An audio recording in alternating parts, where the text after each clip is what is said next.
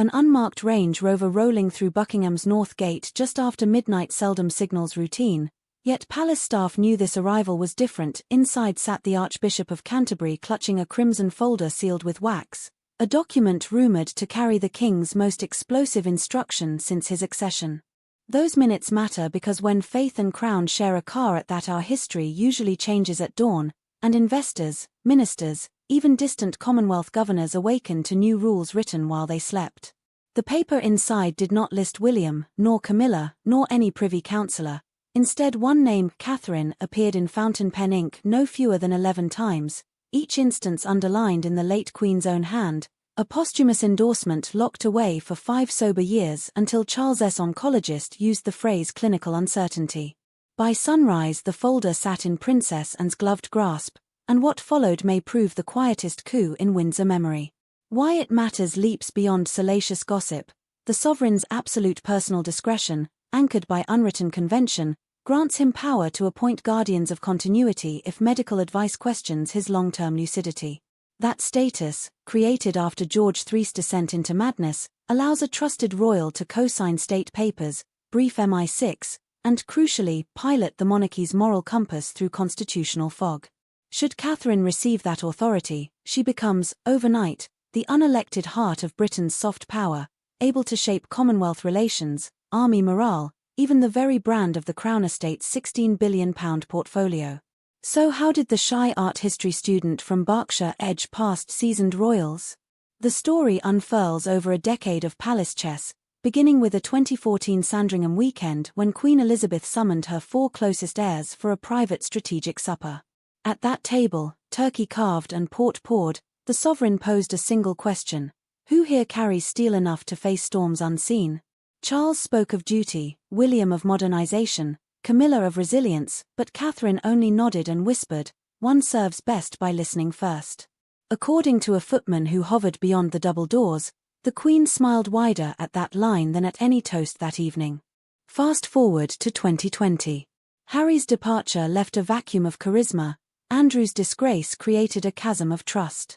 With William's diary packed and Charles nursing swollen fingers from steroid treatments, the palace needed a public anchor. Inside the Privy Purse office, a dossier labelled MVP, Monarchy Value Projection, charted social media sentiment, charity impact scores, and diplomatic soft power indices. The highest curve belonged not to any crowned figure but to Catherine, whose early childhood initiative had quietly tripled literacy grants across 42 councils while trending #shaping us for 19 consecutive days on TikTok. Still, numbers alone could not silence Camilla's allies, who argued that a blood princess and held seniority. Then came the Cambridge note, leaked by a junior equerry, 14 pages drafted by Catherine's private secretary outlining a compassion-led monarchy able to weather generational cynicism by shifting from ceremonial distance to lived empathy. The note urged slimmed motorcades, recycled couture, live-streamed Q&A sessions, and surprise hospice visits without press. William signed off immediately. Charles hesitated until polling revealed 67% of Britons aged 18 to 25 preferred Queen Catherine as future face of the realm, versus 29% for Camilla and a perilous 12% for any male heir. Conspiracy or coincidence? 2 events then convulsed the court. First, a top-secret cyber audit exposed vulnerability in the Royal Archives server. Hackers had targeted Diana's unpublished tapes. Damage was contained, but the breach rattled William, who saw in Catherine's digital fluency plan the best firewall, transparency. Second, Charles collapsed briefly after a chemotherapy session. Medical staff recorded a 22-second lapse in orientation. The regent's clock, a literal timer kept since 1811 to mark potential incapacity, ticked for the first time in modern reign. Though the king recovered within hours, mythology had cracked, continuity needed insurance. Enter Princess Anne, the palace's uncompromising auditor. The Princess Royal, famed for finishing state dinners before slower guests complete soup, reviewed Catherine's preparedness in one brutal weekend: 5 a.m. briefings on Commonwealth trade, unscheduled rugby club visit, and a simulated hostage scenario inside Balmoral's game larder, exercise codename Thistle Shield. Catherine emerged mud-streaked yet still briefing aides on local employment stats. And reported to her brother, "She's granite in silk." Charles nodded and quietly updated the Guardian Act letter, naming Catherine primary deputy once William becomes king, and interim deputy should illness demand it sooner. Yet Camilla, no stranger to palace warfare, counter-mobilized. Her patronage team rolled out a nationwide literacy festival fronted by celebrity authors and bankrolled by an anonymous Surrey financier later traced to an offshore trust connected to former Parker Bowles relatives. Leaked emails hinted at a plan to trademark Queen's Quills merchandise, promising funds for rural libraries but raising conflict of interest alarms at the Cabinet Office. The Daily Mirror splashed Cashinilla across its front page. Within 48 hours, revenue partners pulled out, citing branding ambiguity. Meanwhile, Catherine's star ascended with near-mythic symmetry. At Westminster Hall she delivered a eulogy for Grenfell mothers that moved hardened political correspondents to tears. At RAF Marham she crawled under a Typhoon fuselage to speak to female apprentices about aerostress fractures. At Davos, she quoted Keynes and Greta Thunberg in the same sentence, earning a standing ovation usually reserved for heads of state. NATO's Secretary-General privately told diplomats that Duchess carries more global goodwill than half our ambassadors. Inside Kensington Palace, William grappled with conflicting tides, paternal instinct to protect Catherine from overexposure versus king-in-waiting logic that her rising authority stabilized the throne he would inherit. Their compromise, a joint manifesto to be unveiled post-coronation, pivoting the monarchy toward evidence-led empathy, with Catherine spearheading mental health research across the G7 and William championing tech-driven climate resilience. But the manifesto needed Charles's sign-off, and Camilla's crest still graced the stationery.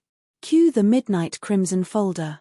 Insiders now claim Charles requested 2 signatures, his own and Anne's, to lend the directive irrefutable legitimacy, and would announce, Catherine would act, and Camilla would step back into a quieter, elder stateswoman role, preserving dignity while conceding the spotlight. Whether Camilla accepted or merely acquiesced remains the enduring mystery. One footman overheard raised voices from the Queen's apartments. "I defended you through every storm. Don't exile me in calm," replied by a weary royal physician. Calm is exactly what the realm needs. The next morning, subtle signals signposted seismic change. The court circular listed Catherine before Camilla at a Commonwealth head's reception, protocol unheard of except in regency periods. At Trooping the Colour, Camilla rode not beside the king but behind Anne. Commentators chalked it up to equine preference, yet uniformed aides winked. Most telling, the official royal website updated Catherine's biography with the line, "In addition to her charities, the Princess of Wales supports His Majesty's constitutional duties as and when required." Lawyers confirm only one phrase, "as and when required," grants legal cover for Deputy of the Crown. Data keeps pouring in. Deloitte's Tourism Index predicts a £142 million spike in heritage visits if Catherine headlines a global soft power tour. Defense chiefs brief her monthly on veterans' rehabilitation stats. Treasury mandarins consult her team on child development ROI for early years spending. Even Spotify, bruised by the Sussex exit, is rumoured to court Catherine for a Science of Childhood podcast. Palace comms remains in exploratory phase. Still, intrigue simmers. Republican MPs table urgent questions about hereditary backdoor governance. Clarence House loyalists fear William's authority could seem diluted. And social media fractures along generational fault lines.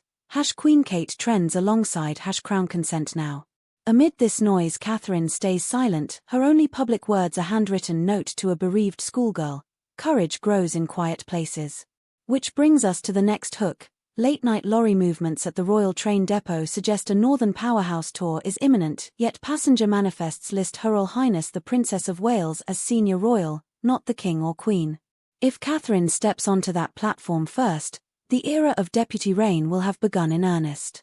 Like this video if you crave the next reveal, tap subscribe so our midnight alerts find you before the tabloids do, and ring that bell. Next episode we unpack leaked cabinet minutes hinting the Home Office may swear Catherine into weekly national security briefings, a privilege previously reserved for monarchs alone. The ink, dear viewers, is still damp, and the Crown's future has never looked quite so quietly, perilously thrilling.